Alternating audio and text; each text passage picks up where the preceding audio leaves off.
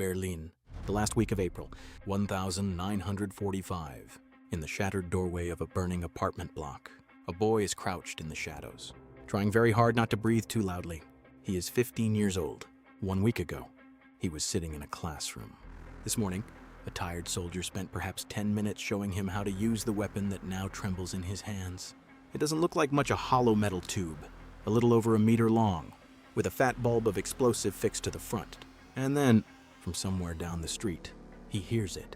A deep, grinding rumble, the kind of sound you feel in your chest and your teeth, long before it ever reaches your ears. A Soviet tank, 30 tons of steel and iron, grinding straight toward the barricade his unit has been ordered to hold. Everything he has been taught comes down to a handful of simple, terrible rules. Don't fire too early. Let it come closer than any sane person ever would until it fills his vision, and he almost cannot miss. And know this? The instant he squeezes the trigger, a jet of fire will roar out the back of the tube and mark exactly where he is hiding. High in the tank's open hatch, the commander sweeps his eyes across the rubble, searching for boys precisely like him. And so, in the ruins of a dying city, a schoolboy and a war machine begin to hunt one another. Hold that image for just a moment. A child, a cheap steel tube, a 30-ton tank, because it forces a question, one that sits at the very heart of this story. How on earth did it come to this? How did a 15-year-old boy, armed with nothing but a crude metal pipe, become something the crew of a tank had learned to fear? The answer is one of the most remarkable and most unsettling stories of the entire Second World War. It is the story of how, in the span of barely 2 years, the ancient balance between a man on foot and an armored machine was turned completely upside down. For almost the whole of military history, a lone infantryman facing a tank had virtually no chance at all. And then, almost overnight, everything changed. At the heart of it lay two weapons, one American, one German, the Bazooka and the Panzerfaust. On paper, they were rivals, two answers to the same deadly problem. But beneath the surface, they were built on two completely opposite ideas about war itself. And there is one small detail that gives the whole story away. When American paratroopers first got their hands on the German weapon, some of them threw their own bazookas aside and carried the enemies into battle instead. So for a moment, forget the tanks, forget the fighter planes. The weapon that truly decides who holds a street, a bridge, or a ruined town is the one in the hands of the ordinary foot soldier. And these two weapons changed what that foot soldier could do forever.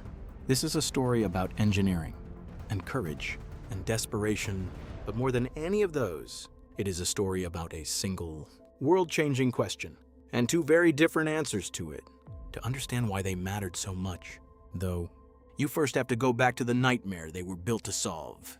Because by the middle of the war, the tank had become the undisputed king of the battlefield. It shrugged off rifle fire like rain. It crushed machine gun nests beneath its tracks. It could shatter an entire defensive line all on its own. And for the infantryman caught in its path, it was a rolling monster he had almost no way to stop. In the early years, soldiers tried everything, and nearly all of it was close to suicide. They hurled bottles of burning petrol Molotov cocktails, praying to set the engine alight. They fired special anti-tank rifles.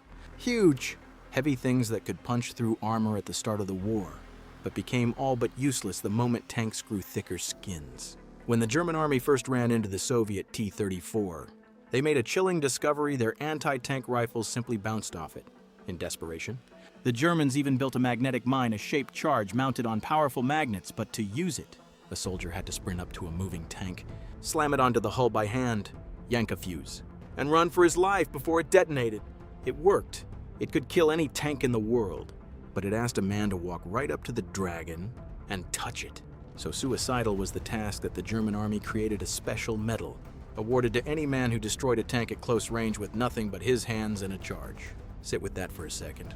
An army that had conquered most of Europe now had to pin medals on its soldiers just to persuade them to attack a tank by hand. That is how hopelessly one-sided the fight between a man and a tank had become. So the problem was desperate. The need was almost unimaginable. And what finally solved it wasn't a bigger gun or greater courage. The answer was a strange and beautiful piece of physics, one that had been sitting, half forgotten, in the record books for over 50 years. Our story now jumps back more than half a century, to the year 1888. An American chemist named Charles Monroe was working at a naval station in Rhode Island. quietly experimenting with blocks of explosive. And one day, he noticed something strange. When he detonated a block of explosive that had letters stamped into its surface against a steel plate, those exact letters appeared, carved deep into the steel. Where the explosive was solid, it merely dented the metal, but where there was a hollow, the recesses of the letters, the blast cut far deeper.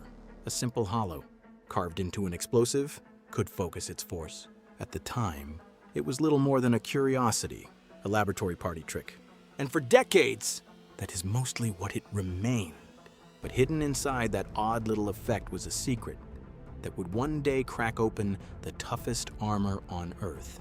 The principle, refined over the 50 years that followed, works like this. You take a cone of explosive and you line the hollow of that cone with a thin layer of metal, usually copper. When it detonates, the blast crushes that metal lining inward and squeezes it into a single, needle-thin jet.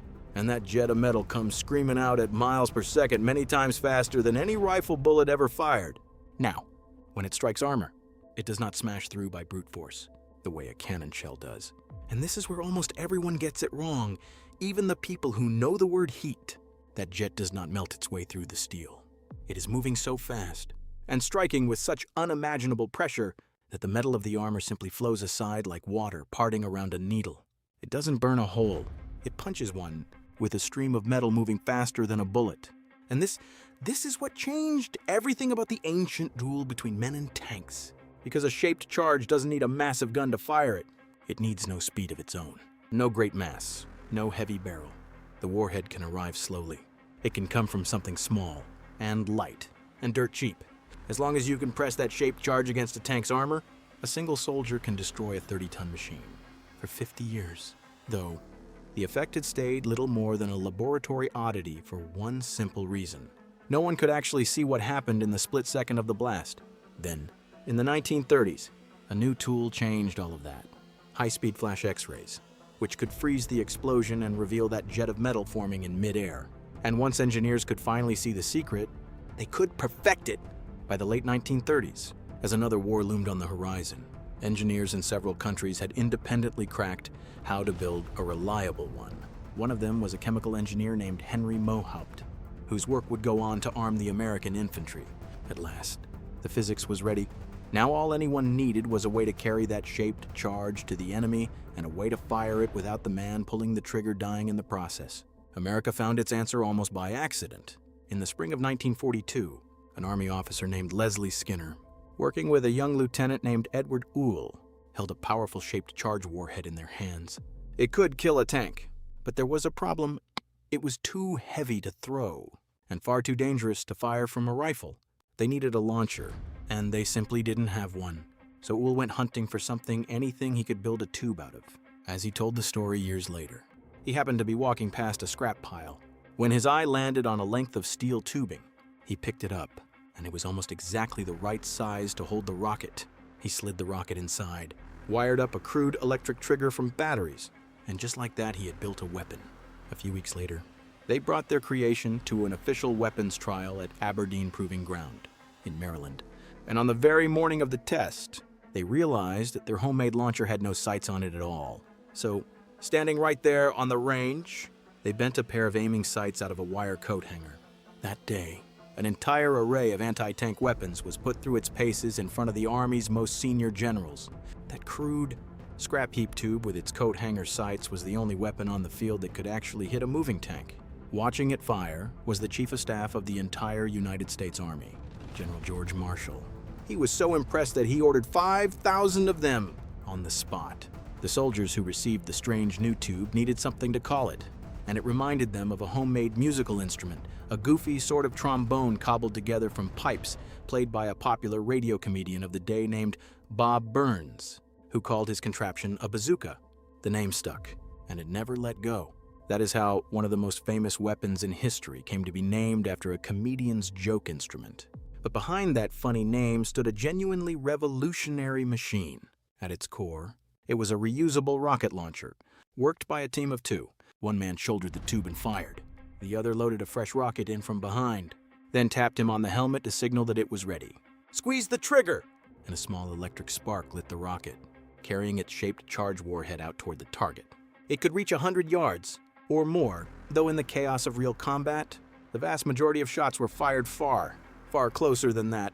And for the first time in the history of war, two ordinary soldiers in a foxhole could destroy a tank or blow open a concrete bunker from clear across a field. But this newfound reach came with a catch, a deadly one. When the rocket flew, it left a smoke trail pointing back like an arrow straight to the men who had fired it. And a tank never travels alone.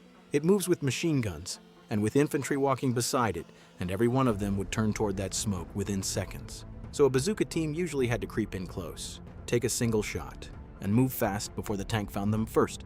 They were hunting a beast that could kill them far more easily than they could ever kill it. Its combat debut came in North Africa, late in 1942, and that debut was, frankly, close to a catastrophe. The weapons had been rushed to the front so quickly that many crews had barely been trained at all, and the earliest rockets could be maddeningly unreliable. But the idea behind it was sound. The bazooka steadily improved, and before long it was fighting on every front of the war. Imagine one such team in the winter of 1944 deep in the frozen forests of the Ardennes during the Battle of the Bulge.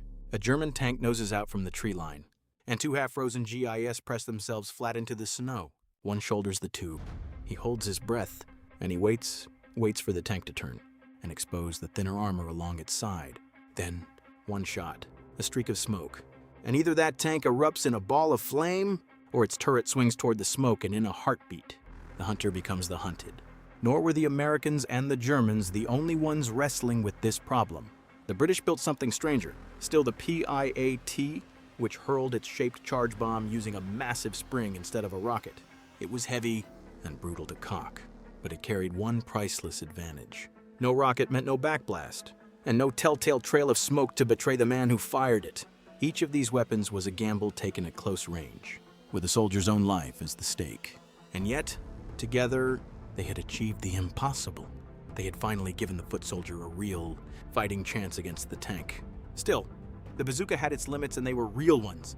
This was a precision instrument, at its deadliest in the hands of a trained crew who knew exactly what they were doing, and its small warhead, while lethal against the side or rear of a tank, often simply wasn't enough against the thick frontal armor of Germany's heaviest machines. And then came one final twist.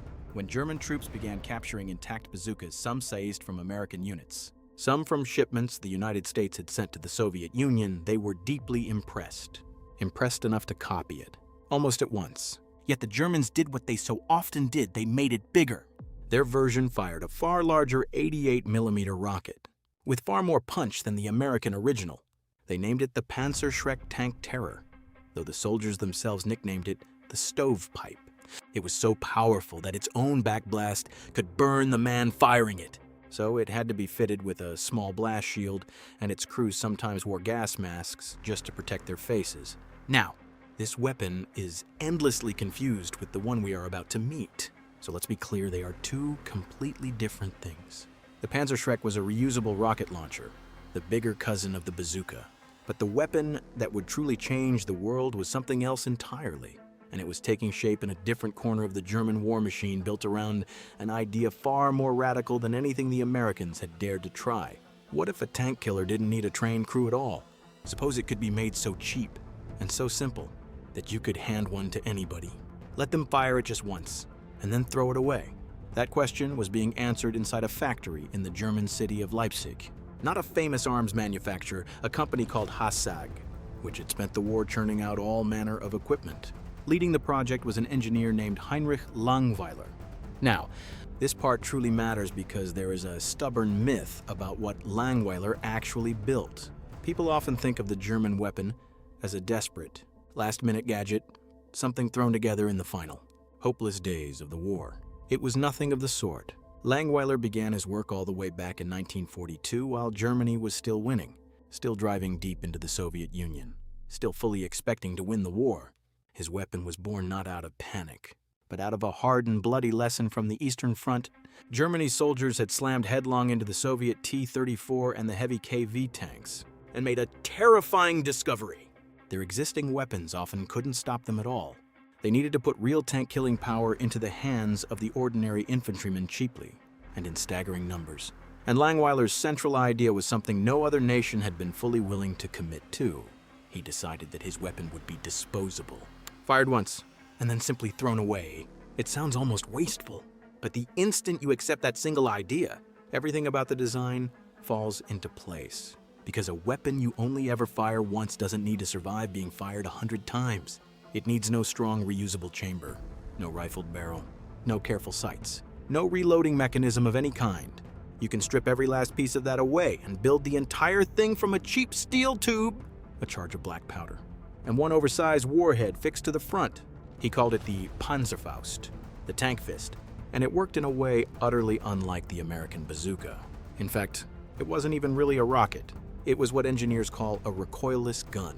When you fired it, the blast pushed the warhead out the front of the tube while an equal blast of flame roared out the back. Those two forces canceled each other out perfectly, so the weapon barely kicked at all. That one clever little detail carried a staggering consequence, because a weapon with almost no recoil is a weapon that almost anyone can fire. A small man, an exhausted one, an old man, a boy. To use it, you simply tucked the tube under your arm, flipped up a folding metal sight, lined it up with the top of the warhead, and pressed a lever. That was all there was to it. True, it couldn't reach very far. The earliest models were only good to about 30 meters, later ones to 60 or 100, and 30 meters is horrifyingly close to a tank. To use the thing, you had to let the monster come almost on top of you. But if you did, that fat warhead could burn straight through around 200 millimeters of solid steel. That was more than enough to gut any tank the Allies or the Soviets could field as long as you struck it in the side, or the rear, where the armor ran thinner. And the whole weapon was so brutally, breathtakingly simple that a teenager with roughly 10 minutes of instruction could knock out a tank with it.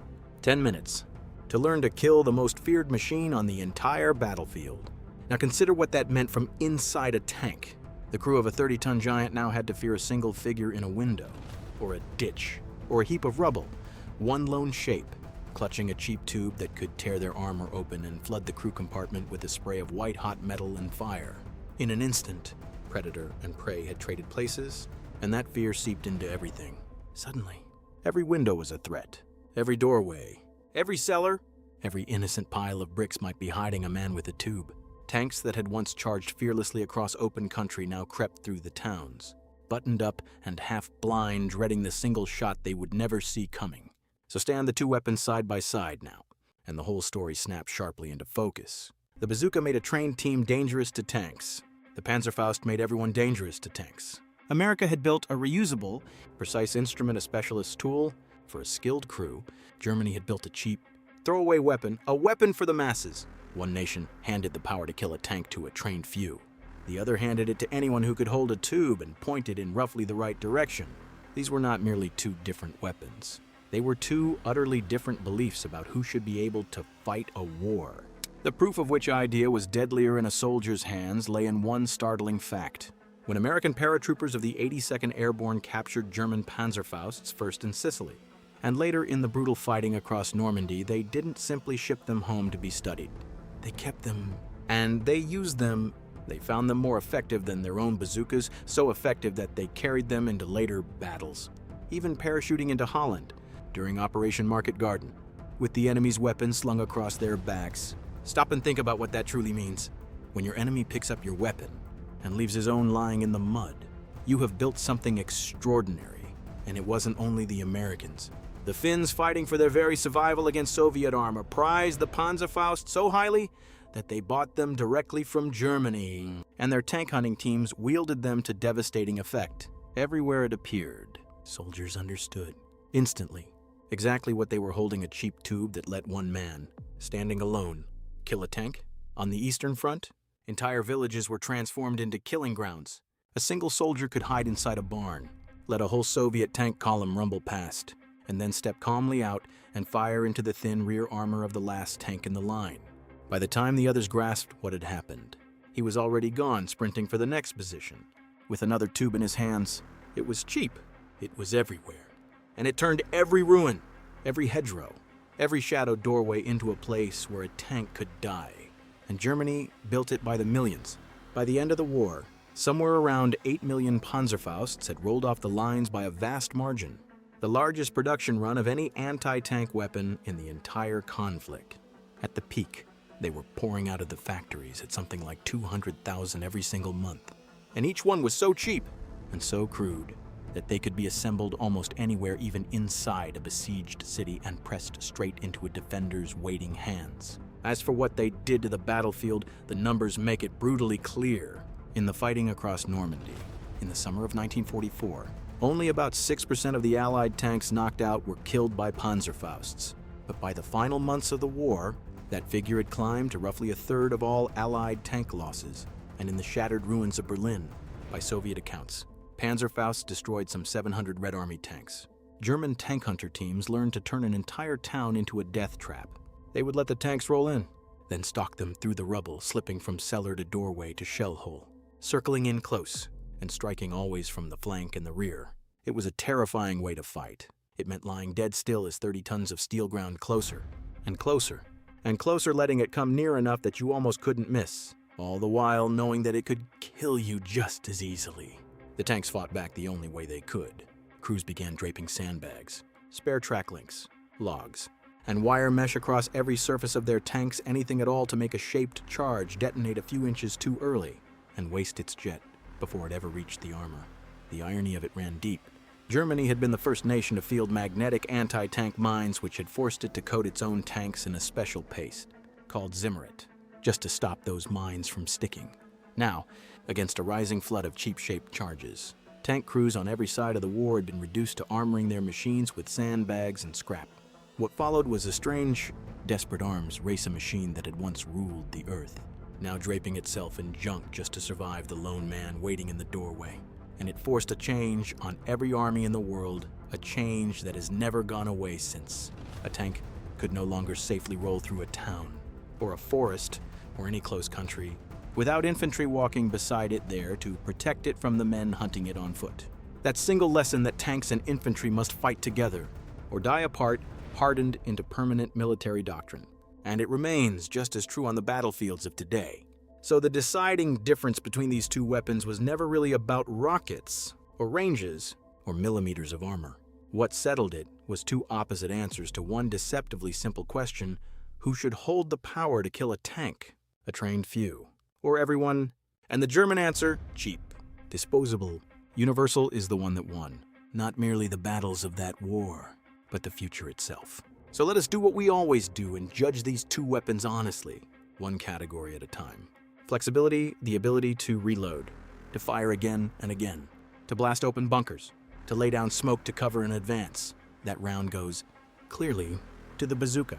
This was a tool you kept and reloaded and used over and over for 100 different jobs. Raw, brute punching power. In a single shot, there. The Panzerfaust wins outright. Its fat warhead bit through roughly twice the armor of the little American rocket. Range, the ability to kill from a distance where you might actually live to tell about it. The bazooka again, and it isn't close. The Panzerfaust forced you to walk right up to the dragon before you dared to strike. But ease of use, who could actually pick the thing up and fight with it? Here, the Panzerfaust wins so completely that it's almost unfair. The bazooka needed a trained two-man crew. The Panzerfaust could be thrust into almost anyone's hands and used within minutes, and cost sheer overwhelming numbers. There is no contest at all. Germany built Panzerfausts by the millions, each one for a pittance. Add it all up, and as a piece of pure battlefield equipment. You could argue these two back and forth all day long. Each was better at different things. Each was a brilliant solution to the very same terrible problem. But there is one contest between them that isn't close in the slightest, and it is, by far, the one that matters most. Which of these two ideas went on to shape the world that came after the war? And there, the German weapon doesn't merely win, it wins completely.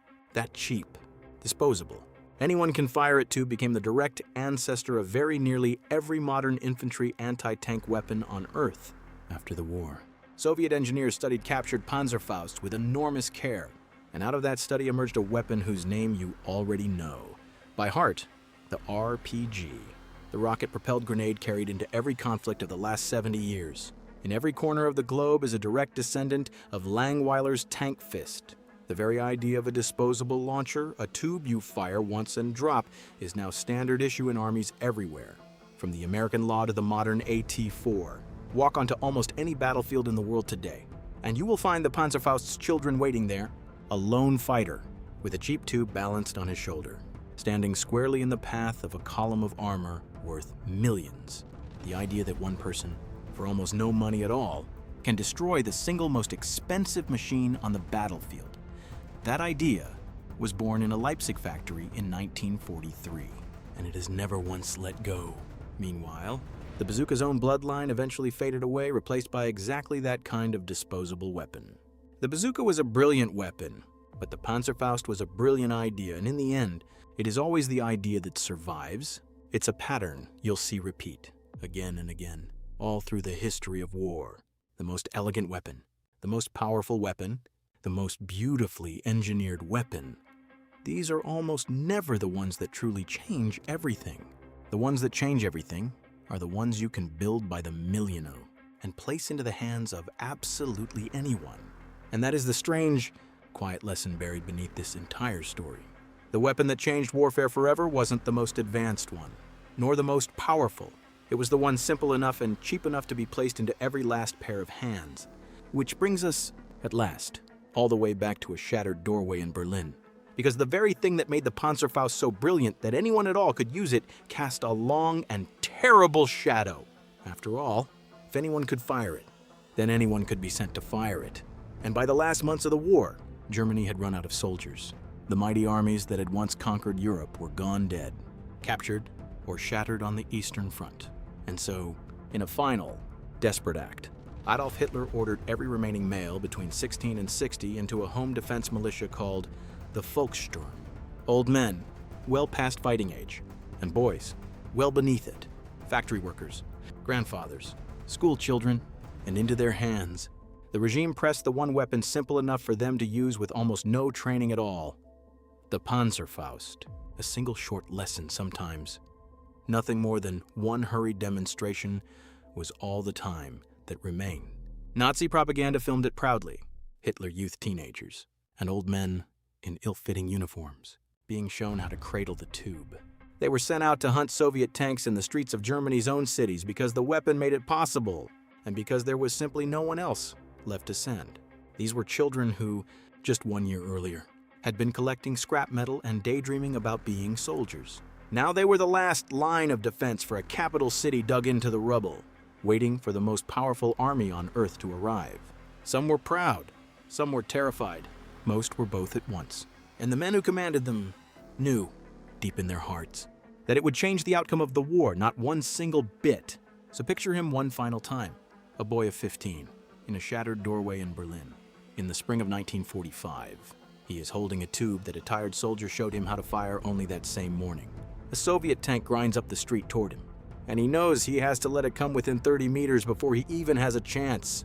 He knows, too, that the very instant he fires, a great cloud of smoke and flame will burst from the tube and mark precisely where he is. And he knows there will be no second shot. Some of those boys hit their targets and lived and were hailed as heroes by a regime that had already thrown their lives away. Far more of them never got the chance to fire at all.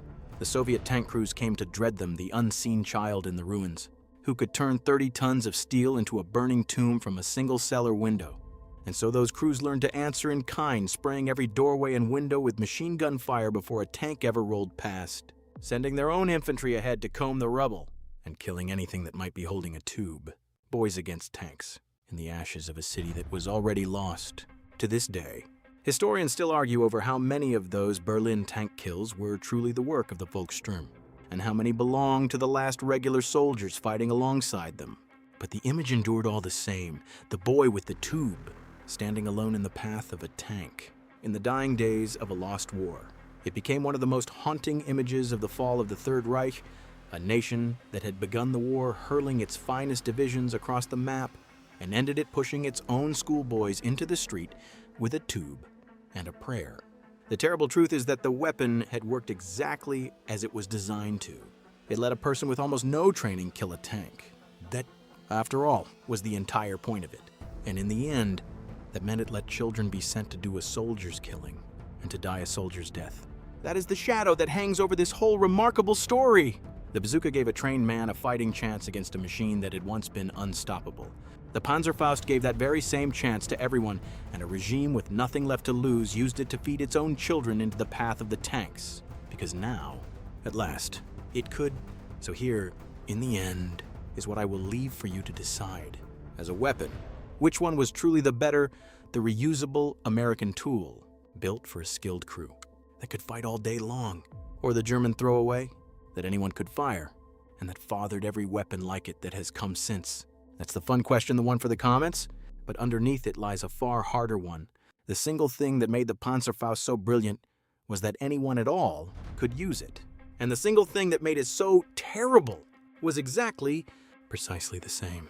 A weapon simple enough to place in anyone's hands is a weapon that can be placed in a child's hands. So tell me, is a weapon like that a triumph of engineering? Or is it something we should be deeply uneasy about? Let me know what you think in the comments below. And be sure to tell me why. Thanks for staying until the end. If you enjoyed this video, make sure to hit that like button and subscribe for more. Your support is incredibly valuable to us and helps this channel grow.